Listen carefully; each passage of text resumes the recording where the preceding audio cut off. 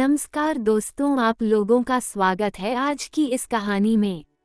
मेरा नाम अंकिता है। हमारे घर में हम दो बहनें, मम्मी पापा और एक छोटा भाई रहता है। मेरी बड़ी बहन की शादी 6 महीने पहले हुई थी। मेरी बहन जीजू दिल्ली में रहते थे और मैं यूपी में अपने मम्मी के साथ रहती हूँ। मेरे पापा स्कूल में टीचर है। एक दिन मेरे जीजू अपने कंपनी के काम से यूपी आए हुए थे, इसलिए दीदी दिल्ली में ही रह गई थी और जीजू यूपी आ गए थे। अब मुझे भी थोड़ा मौका मिल गया था अपने जीजू के साथ टाइम बिताने का। पापा सुबह 9 बजे स्कूल चले जाते थे और शाम को 5 बजे वापस आते थे। तब तक मैं जीजू दोनों काफी बातें करते थे। मम्मी तो दिन को अपनी सहेली के साथ बिजी रहती थी। जीजू के ऑफिस का काम 12 दिनों के लिए था। जीजू को दूसरे या तीसरे दिन ऑफिस जाना होता था। एक दिन हम दोनों बेड पर लेटकर टीवी देख रहे थे, तभी मेरी जीजू ने मुझसे पूछा, साली जी क्या तुम्हारा कोई बीएफ है? मैंने कहा नहीं। तभी वह कहने लगे, अच्छी बात है, तब तो आज तक आपने किसी के साथ प्यार तक नहीं किया होगा। मैंने कहा प्यार तो मैं शादी के बाद अपने हस्बैंड के साथ ही करूंगी।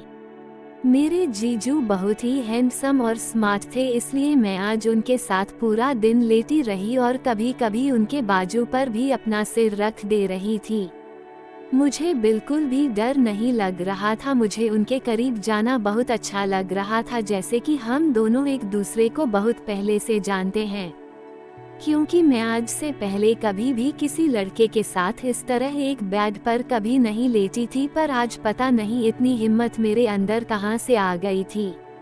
मुझे ऐसा लग रहा था कि मैं अपने जीजू को पसंद करने लगी थी। मैंने जीजू से पूछा, क्या आपने कभी शादी से पहले किसी लड़की के साथ काम किया है?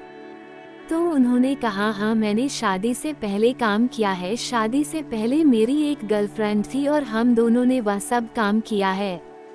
पर हाँ साली साहिबा, मैंने ये सारी बातें तुम्हारी बहन को बता दी है। मैंने कहा, जीजू आपको कैसा लगता है अलग अलग लड़की के साथ वह सब करना? तभी जीजू कहने लगे, साली साहिबा जब भी मुझे मौका मिलेगा तो आपको जरूर करके बताऊंगा। मैंने भी कह दिया, बता दो जीजू, आज मौका भी है और दस्तूर भी।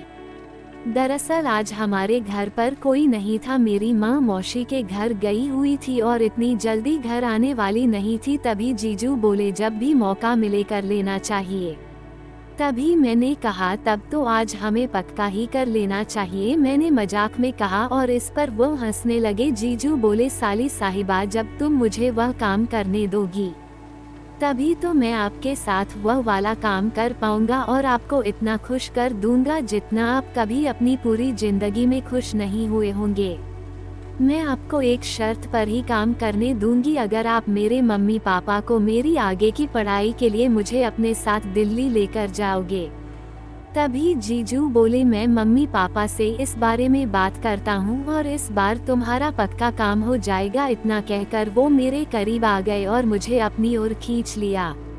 अब मुझे खुद को संभालना मुश्किल हो गया था। उन्होंने मुझे गोद में उठाया और दूसरे कमरे में ले गए।